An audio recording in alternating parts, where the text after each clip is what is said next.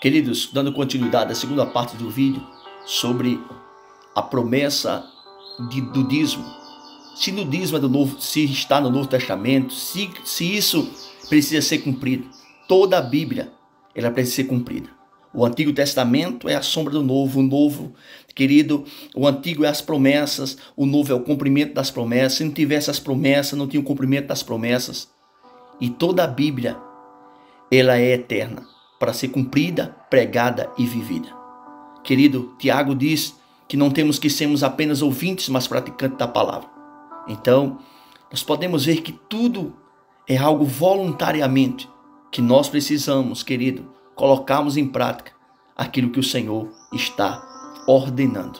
Não foi Moisés que criou, não foi Moisés que criou a lei, foi o Senhor que deu para Moisés mandamento perpétuo.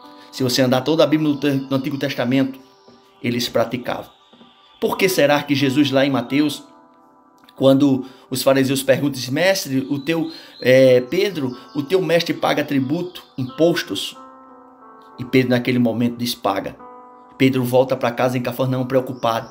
Jesus estava na casa de Pedro. Jesus disse, Pedro, por que estás preocupado? Pega teu anzol e vai ao alto mar. E o primeiro peixe que fiscar, que tu pegar, abre ele, vai ter 2 moedas. E tu paga o meu imposto. E diz que o teu mestre também cumpre a lei.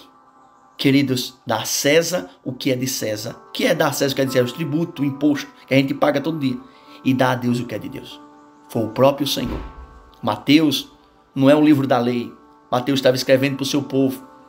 Onde muitos teólogos liberais, eles defendem isso. Os teólogos liberais não vão acreditar nisso.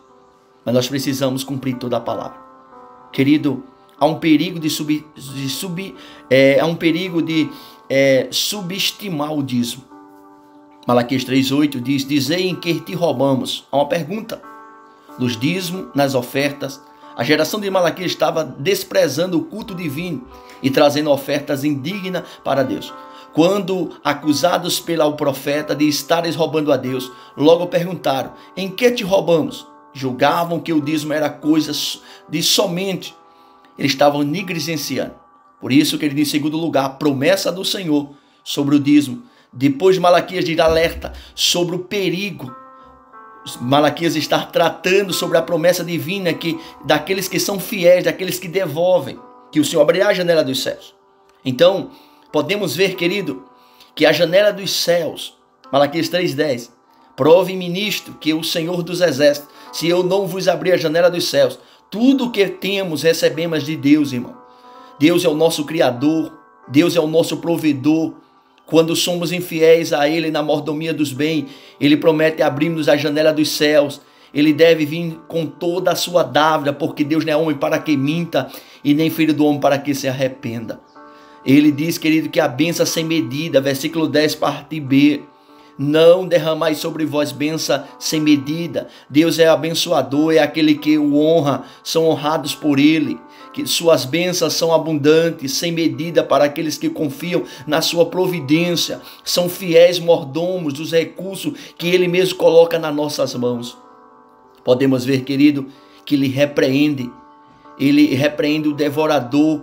Ele repreende, como diz versículo 11 do próprio texto de Malaquias 3,10. Queridos, a fidelidade é plena. Versículo 12 de Malaquias 3,12. Todas as nações me chamarão felizes. Quando somos fiéis a Deus e abençoados por Ele, Ele serve de testemunho às nações. Todos reconhecerão que somos um povo feliz, porque não retemos o que é de Deus, mas com gratidão entregamos o que pertence. Fica claro que o dízimo não é subtração, mas não é a matemática divina. Perdemos, querido, retemos, ganhamos o que entregamos. Se fomos fiéis mordomos, a devolução, querido, do Moase, daquilo que Deus nos entregou, que a Bíblia vai roubar ao homem a Deus, a nós mesmos, a outros, mas se obedecemos a Deus, comeremos o melhor desta terra, porque esta terra foi o Senhor que nos deu. A Bíblia diz que Deus entregou aos filhos dos homens, por isso precisamos colocar em prática. O próprio Senhor diz, lá em Mateus 23, fazer estas coisas sem omitir aquelas. Precisamos cumprir, querido, tudo precisamos cumprir a palavra de Deus.